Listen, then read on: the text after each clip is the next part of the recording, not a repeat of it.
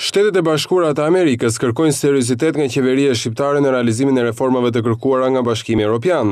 Apeli u bë nga zëvendës ndihmës sekretari i shtetit të Shteteve të Bashkuara të Amerikës për çështjet e Europës dhe të Euroazis, Philip Ricker, në konferencën e përbashkët për shtyp me kryeministrin Sali Berisha, duke e theksuar se javët e ardhshme janë kritike për vendin tonë në rrugën e tij drejt antarësimit në familjen europiane. Zoti Ricker deklaroi se ky proces vjen në interesin më të madh të shqiptarëve. We expect to see continued reform progress and respect for the independence. Shpresojmë të shohim përparim në reforma dhe respektim të pavarësisë së institucioneve demokratike. Dhe javët e ardhshme janë veçanërisht kritike, sepse janë kritike në të demonstruarit të reformave dhe seriozitetin e qëllimeve që shkon përtej politikës dhe që pasqyrojnë interesin më të mirë dhe dëshirat e popullit shqiptar.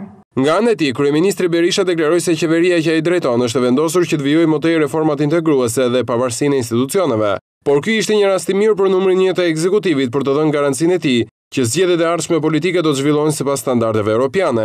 Me problematikën që ne përballemi dhe që ekziston, me vendosmërinë e qeverisë për të bërë gjithçka për të merituar statusin e vendit kandidat dhe vendosmërinë e qeverisë për të bërë çdo gjë për zgjedhje të lira dhe të ndershme, si dhe ftesën e time ndaj qeverisë dhe institucioneve të Shtetet të Bashkuara për një prani sa më të gjerë në zgjedhjet e ardhshme. Zëvendës ndihmës sekretari i shtetit të Shteteve të Bashkuara të Amerikës për çështjet e Europës dhe të Euroazis ndodhet për një vizitë një ditore në vendin tonë. Zoti Ricker pati takime me zyrtarët më të lartë të vendit, presidentin Bujar Nishani, kryetarin e Partisë Socialiste Edi Rama, si dhe ministrin e jashtëm Edmond Panariti.